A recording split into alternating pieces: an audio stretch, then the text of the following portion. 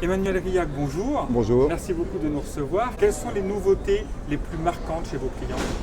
La nouveauté, c'est en fait les deux sujets que nous avons traités cette année. Un, ce qu'on appelle le domaine du post-hire, c'est l'identification des leaders, l'identification des hauts potentiels dans un environnement d'entreprise et économique qui change, avec cette notion de network, ça c'est le premier. Et deuxièmement, c'est l'appétence de l'entreprise autour des données RH et son utilisation pour passer d'une approche subjective à une approche objective des problèmes RH. En quoi l'analytique peut aider concrètement une entreprise aujourd'hui? En fait, dans énormément de domaines. D'abord, si on est dans la phase du pré-recrutement, c'est à la fois sur la qualité des recrutements et sur la rapidité de recrutement. Pour identifier par exemple ce qu'on appelle les passifs candidats, ces fameux candidats qu'on doit aller chercher par des réseaux internes parce qu'ils ne sont pas actifs, ils ne sont pas en recherche d'emploi, mais on peut les détecter, l'analytics permet de les détecter et d'engager des conversations.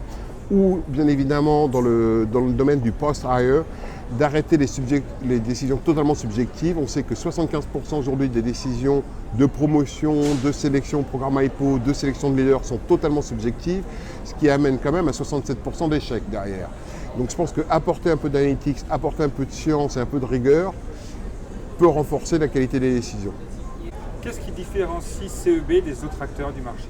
Parce qu'en fait, on combine trois choses, ce que les autres ne combinent pas. La première, c'est cette partie de recherche. D'accord ? C'est-à-dire que tous les modèles, toutes les solutions qu'on définit ne sont pas sorties de nos cerveaux. En partie, oui, mais la grosse partie, c'est lié aux études que l'on fait, d'auditer, entre guillemets, 20 000 entreprises tous les ans sur des problématiques RH et de regarder celles qui ont trouvé, entre guillemets, la pierre philosophale et de la modéliser pour la rendre accessible à tout le monde. Ça, c'est la première chose. La deuxième chose, c'est les données. On évalue à peu près 15 à 20 millions de personnes par an. On étudie 300 000 professionnels dans leur job. On a une base de données qui est juste monstrueuse, à la fois sur des données de compétences, sur des données de comportement, sur des données cognitives, sur des données de learning, sur plein de sujets. Et la troisième, c'est qu'on emballe le tout, entre guillemets, dans une plateforme technologique SaaS. Quels sont les projets sur lesquels vous comptez pour 2016?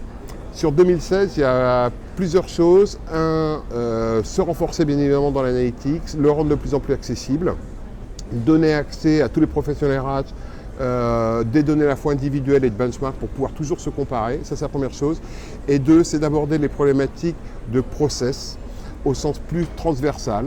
On s'aperçoit que dans les process RH, il y a encore des choses qui ne sont pas couvertes, où le process a été automatisé mais pas forcément rendu plus intelligent.